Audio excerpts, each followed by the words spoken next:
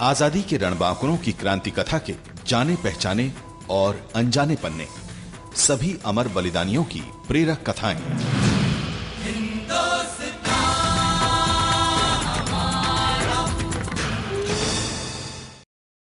ये बात उन दिनों की है जब भारत में करो या मरो का नारा गूंज रहा था। सिंध प्रदेश के रहने वाले एक किशोर ने सोचा कि देश की आजादी के लिए कुछ कर गुजरने का ये ही सबसे अच्छा समय है। हेमू कलानी नामक इस किशोर ने जब ये विचार अपने साथियों को सुनाए तो वे भी सहमत हो गए, मगर उनके सामने कोई स्पष्ट कार्यक्रम नहीं था। भारत छोड़ो आंदोलन के आंदोलनकारियों को कुचलने के लिए अंग्रेज सैनिकों की एक पलटन ट्रेन द्वारा सक्खर से गुजर रही थी। हेमू और उनके साथियों ने सोचा कि अगर ट्रेन की पटरियां उखाड़ दी जाएं तो अंग्रेजों के इरादे मिट्टी में मिल जाएंगे। हेमू ने अपने दो साथियों नंद और किशन को लेकर पटरियां उखाड़ने का काम शुरू कर दिया। निस्तब्ध दिशा में खटखट की आवाज पटरियों की रक्षा के लिए तैनात दल तक पहुंच गई। प्रहरी दल ने घटनास्थल पर पहुंचकर तीनों युवकों को गिरफ्तार कर लिया। फौजी अदालत में जब उन पर मुकदमा चला तो हेमू कलानी ने अपने साथियों को राहगीर बताते हुए पटरियां उखाड़ने की जिम्मेदारी अकेले अपने ऊपर ले ली। अदालत ने हेमू को फांसी का दंड सुनाया। फूल सी उम्र में एक और क्रांति फूल शहादत की भेंट चढ़ गया।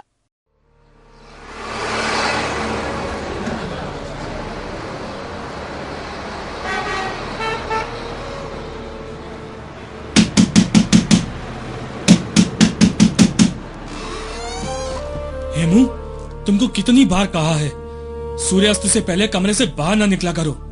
वो तो ठीक है, परंतु आज किसी काम के सिलसिले में कुछ साथियों से मिलना बहुत आवश्यक था।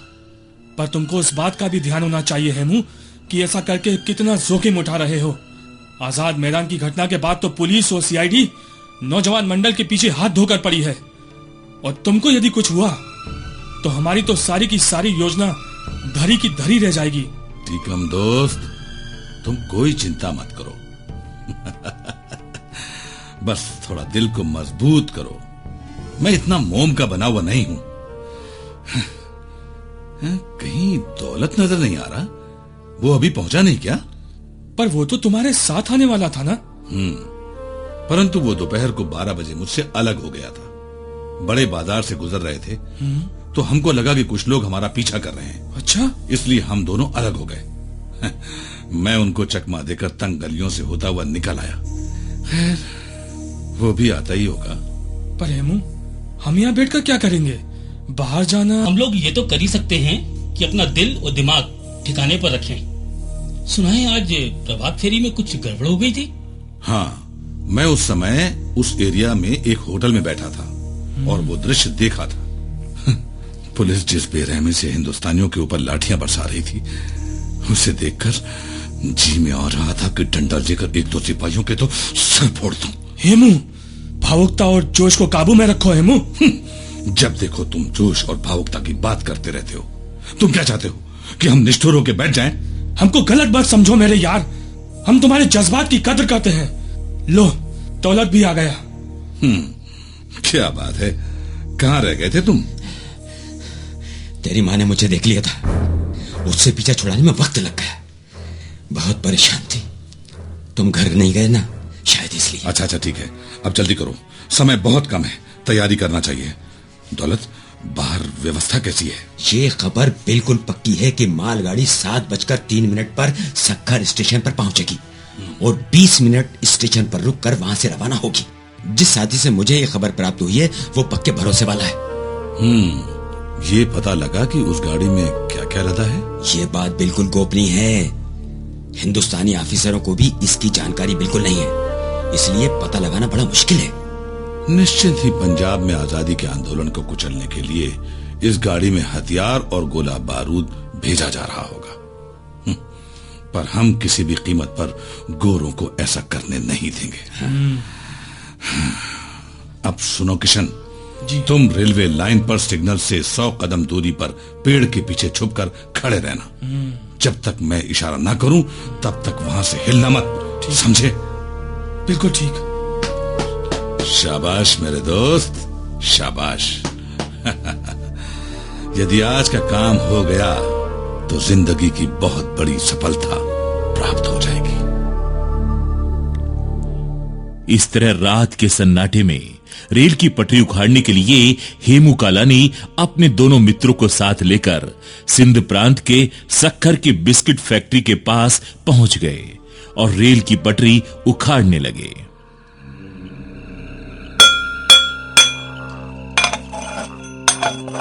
दोस्तों, हाथ जरा जल्दी जल्दी चलाओ, इससे पहले कि कोई आए। इस रेल की पटरी को तुरंत उखाड़ फेंकना है। किशन, तुम ये वाला कपलिंग खोलो और मैं वो उधर वाला कपलिंग खोलता हूँ। जल्दी करो। हाँ, ठीक है। सर, ये रात के सन्नाटे में आवाज बड़ी दूर तक जा रही है। कोई पुलिस वाला, गश्त वाला सुन ना ले। दोस्तों, ध्यान रहे, अगर कोई पुलिस वाला आ जाए तो हम तीनों अलग अलग दिशा में भागेंगे, ताकि उसकी पकड़ से बचा जा सके। ठीक है। हाँ, यही सही रहेगा। हेमू, इस रेलगाड़ी में क्या सामान जा रहा होगा? मुझे मालूम पड़ा है कि अंग्रेज सैनिकों की एक पलटन ट्रेन द्वारा भारी मात्रा में असलहा और गोला बारूद लेकर यहाँ से गुजरने वाली है। अच्छा। और ये असलहा बारूद भारत छोड़ो आंदोलन के आंदोलनकारियों को कुचलने के लिए इस्तेमाल किया जाएगा। जब पटरी ही नहीं रहेगी और ट्रेन ही नहीं पहुंचेगी तो कैसे इस्तेमाल किया जाएगा, हम भी देखते हैं। हेमू, कौन है वहाँ पटरी के पास? ठहरो, क्या कर रहे हो वहाँ? रुको! अरे भागो भागो हेमू, भागो, पुलिस आ गई, भागो। ठहरो, नहीं तो गोली मार दूंगा। अबे भाग के कहाँ जाता है? अरे छोड़ो हवलदार जी, हाथ छोड़ो मेरा। तुझे छोड़ दूं? तेरे दो साथी तो साले भाग गए और तुझे भी जाने दूं? चल थाने, चल। अरे चल रहा हूँ थाने। अरे चल। अरे गरेबान छोड़ो, मैं चल रहा हूँ, मैं चल रहा हूँ तुम्हारे साथ थाने। चलो चलो। हेमू कालानी के दोनों दोस्त तो भाग गए, मगर हेमू कालानी पकड़ा गया। उसे थाने ले जाया गया। फौजी अदालत ने उन लोगों पर मुकदमा चलाया।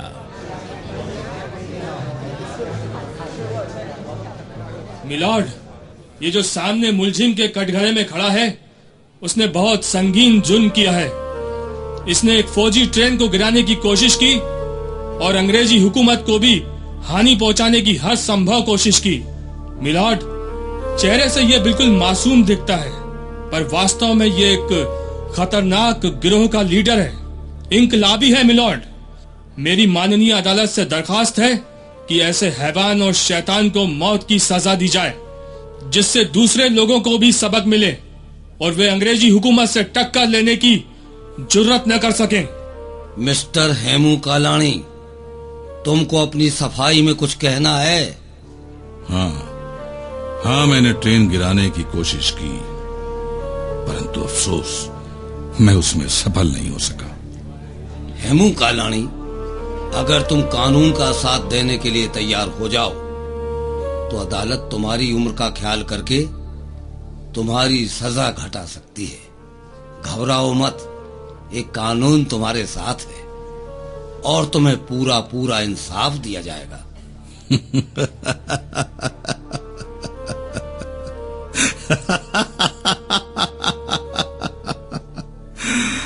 कानून और इंसाफ। जज साहब, अगर आप इंसाफ ही करना चाहते हैं तो सजा हमको नहीं, उन लोगों को मिलना चाहिए जिनके इशारे पर आप इंसाफ करते हैं। सजा उनको दो जज साहब जो हमारे इस भारत देश में धोखे से शासक बनकर बैठे हैं। आपका कानून, आपकी अदालत, आपका इंसाफ, आपकी तानाशाही है। गोरों को हमारे मुल्क में रहने का कोई हक नहीं है। अपनी जबान बंद रखो नादान छोकरे। तेरी ऐसी हिम्मत कि तुम हमारे सामने हमारी सरकार को गाली दे रहे हो। तुम मुल्जिम हो। तुमने फौजी ट्रेन गिराने की कोशिश करके हजारों जिंदगियों से खेलने की कोशिश की है। लिहाजा फौजी कानून के मुताबिक तुम्हें मौत की सजा दी जा रही है। Hang till death. 21 जनवरी 1943 को सुबह 6 बजे तुम्हें फांसी दी जाएगी। हेमू कालानी को काल कोठरी में डाल दिया गया। उसे बहुत यातनाएं दी गईं, पर उसने अपने दोस्तों के नाम नहीं बताए। रेल पटरी उखाड़ने के जुर्म में हेमू कालानी को फांसी की सजा सुना दी गई। क्यों दीवाने हैं? इन कच्ची हड्डियों को भी सूली पर चढ़ना होगा? क्या खुदा की शान है। शायद पागल हो गया है। इस हालत में तो कोई भी शख्स पागल हो सकता है। इस जवान पर तो कितनी सख्तियां बरती जा रही हैं। पागल हो तेरे दुश्मन मियां। खुदा की शान नहीं, गोरे फिरंगियों के लिए कयामत जरूर आई है। शाबाश तेरे हौसले को। इस फांसी घर में कई हट्टे कट्टे जवानों को देखा है जो फांसी का हुक्म सुनते ही ढीले पड़ जाते हैं, परंतु तेरा तो वजन ही बढ़ गया है। वाह! वो यहाँ मरने आते हैं, पर मैं यहाँ मौत पर जीत हासिल करने आया हूँ। बस यही फर्क है मुझ में और उनमें। बेशक शेर दिल हो, परंतु तुमने ताकतवर लोगों से पंगा लिया है। ताकतवर?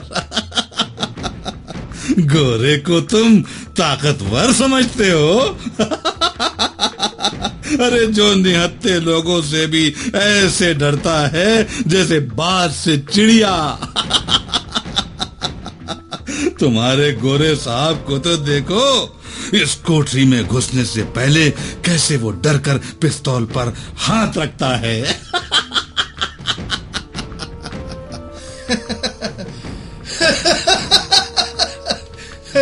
सच कहते हो, पर दीवाने तुमको इतनी बड़ी सजा क्यों दे रहे हैं ये? ऐसा कौन सा अपराध किया है तुमने? सुना है तुमने रेलगाड़ी गिराने की साजिश की है। बता दूं तुमको मैंने क्या किया है? मैंने इन फिरंगियों की नाक काटने का जुर्म किया है। मैंने किया है, तभी तो दे रहे हैं सजा।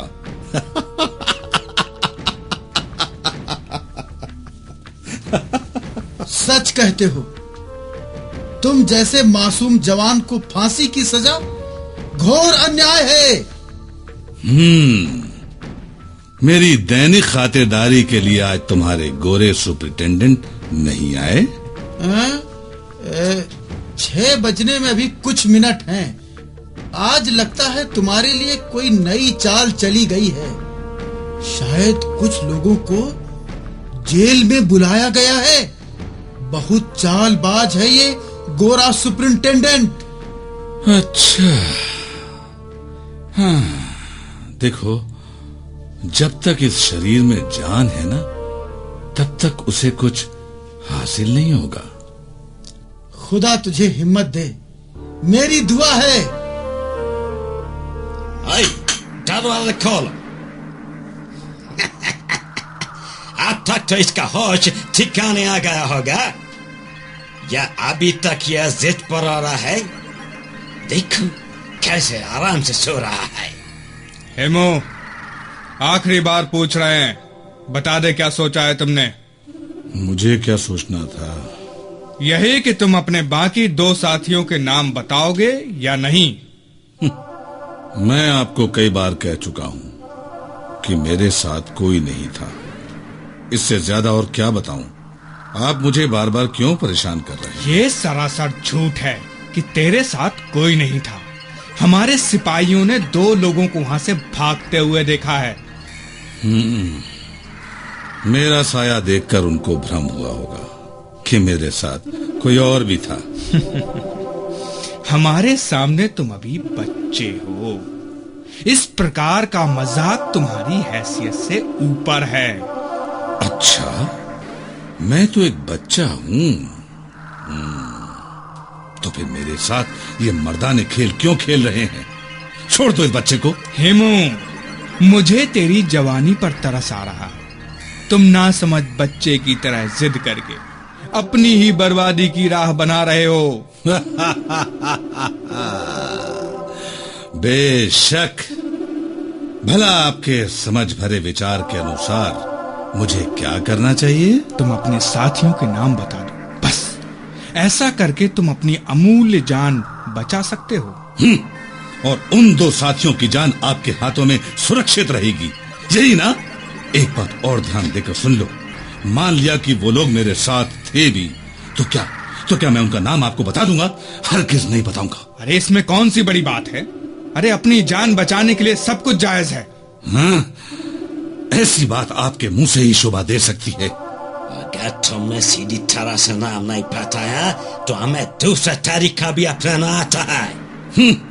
अभी कौन से कम तरीके अपनाए हैं आपने? घोड़े मारना, बर्फ की सिल्ली पर सुलाना, इससे ज्यादा और क्या कर सकते हैं आप? लोहे की गरम सलाखें और कीलों की सेज, फिर खुद ही समझ में आ जाएगा। आजमा के देख लो अपने ये शैतानी तरीके भी। Shut up! क्यों शैतान छोकरा? बस गोरे साहब, जल्दी चिढ़ जाते हो।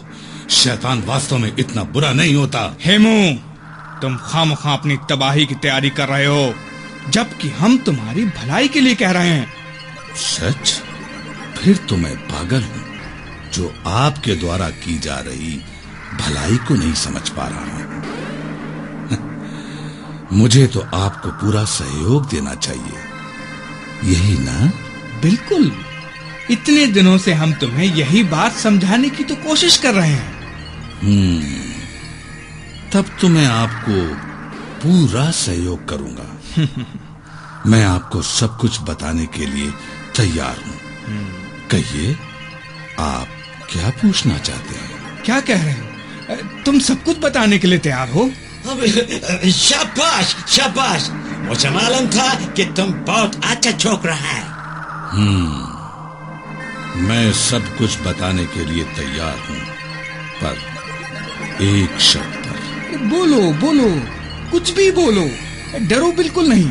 तुम्हारी जान बचाने का वायदा है। शर्त तो मामूली है, पर आपके लिए जरा। अरे तुम कोई फिक्र मत करो, तेरी हर शर्त मानने के लिए तैयार हैं हम। या बता, डर मत।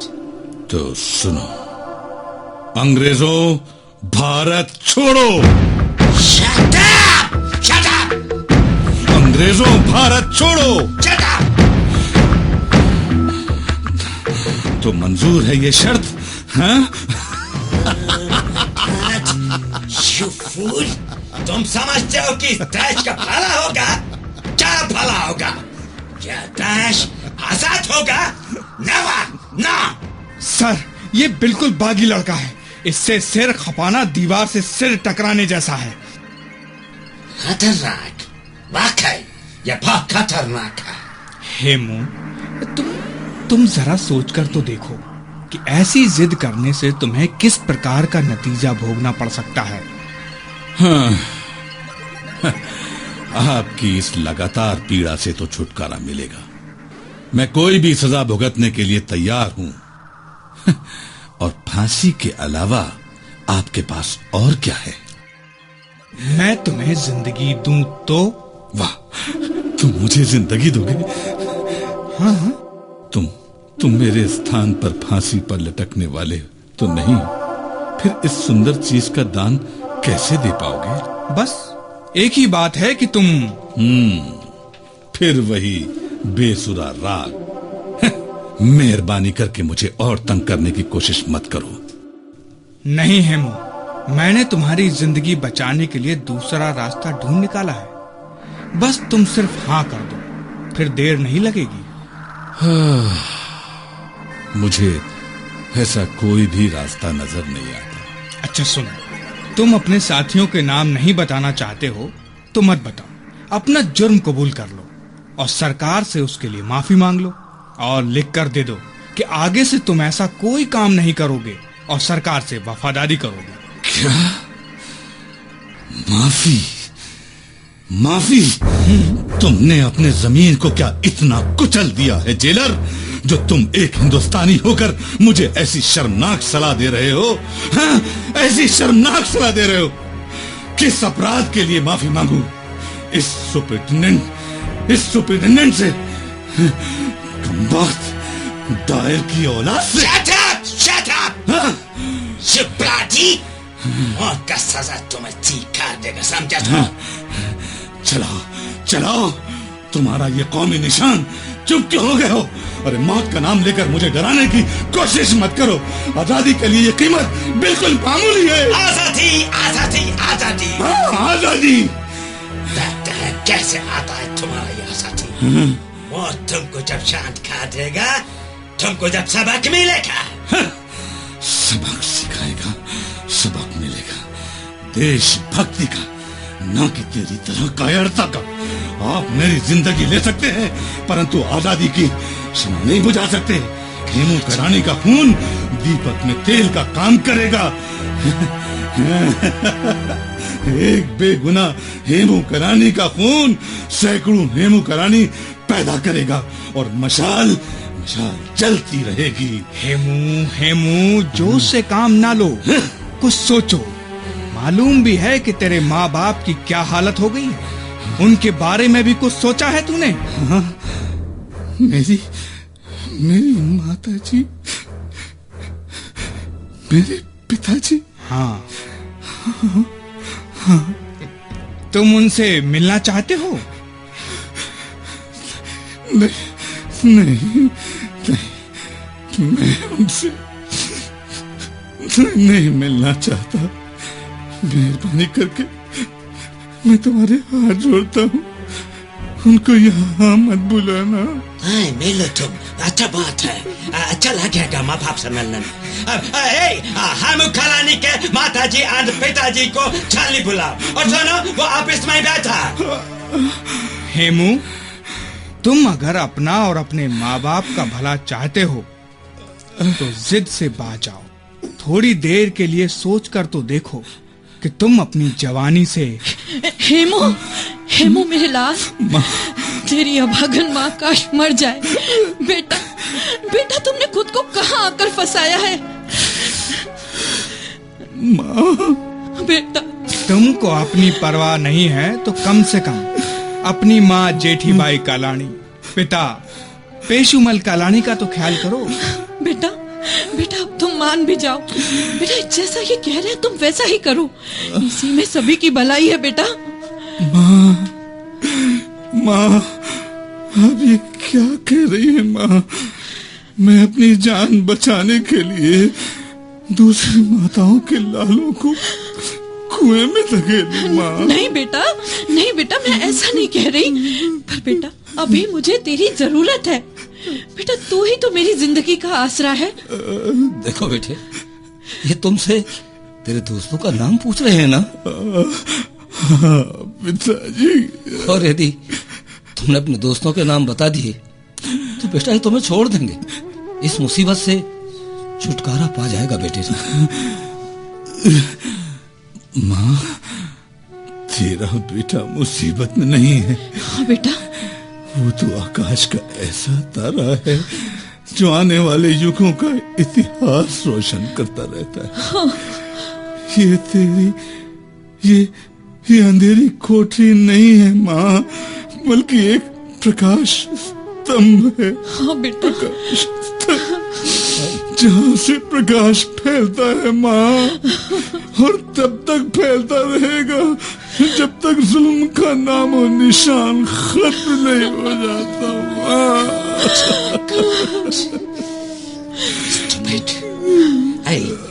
तुम एक काम करो, इसको समझाओ, अपना बेटा को समझाओ, थोड़ा समझाओ, नहीं तो कानून के मुताबिक इसको फांसी हो जाएगा। समझा तुम चाहता है कि फांसी हो जाए? हेमू बेटा, तुम हमें अपने मुंह में बांधकर कैसे जा सकते हो बेटा? तेरे ये माँ बाप तो तेरे बिना मर जाएंगे। बेटा हम पर कुछ तो रहम खाओ। नहीं माँ, नहीं, मुझे ज्यादा पीड़ा देने की कोशिश मत करो माँ। मेरी आत्मा बिल्कुल शांत है माँ। जिससे मैंने जालिमों का ये आदेश सुना है, मेरे ऊपर एक अमर जीवन की खुमारी छा गई है।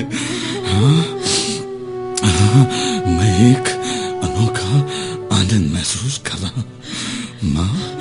देखो माँ, एक माँ आनंद। हाँ, अब मुझे पूरा संतोष है। क्या आप मेरा आनंद भंग करना चाहते हैं? हाँ, क्या आप मुझे इस महायज्ञ से भटकाना चाहते हैं? नहीं माँ, ऐसा मत करिए माँ। नहीं, कुछ पलों के लिए मुझे इस आनंद का मजा लूट लेने दो माँ। मेरी आत्मा को अमर जीवन का रस ले लेने दो माँ। मैं तेरे हाथ जोड़ता हूँ मेरी माँ, आपको प्रणाम। पिताजी, पूज्य पिताजी, आपको प्रणाम। मेरे साथियों तुम सबको प्रणाम। मेरी मातृभूमि तुझे प्रणाम। वंदे मातरम, वंदे मातरम। इस तरह 21 जनवरी को अमर शहीद हेमू कालानी को फांसी दे दी गई। आज पूरा देश हेमू कालानी की शहादत पर उन्हें शत शत नमन करता है। निर्देशन वीरबाला श्रोत्रिय, परिकल्पना श्रीराम तिवारी, समन्वय संजय यादव, निर्माण और प्रस्तुति स्वराज संस्थान संचालनालय, मध्य प्रदेश शासन संस्कृति विभाग। भान स्वाभिमान का, देशभक्त रक्त तप्त वक्त प्राणदान का। अधीर मन अधीर तक लब्ध वेग बाण का, भय विहीन लक्ष्यहीन प्रवास है प्रयाण का। स्वराज्य हो ध्यास है ये प्राण का, ध्यास है ये प्राण का, ध्यास है ये प्राण का। दिल मिलाया दम्भ जो विरोध जन्म ले रहा, कुचल दिया था स्वाभिमान जिंदा फिर से हो रहा।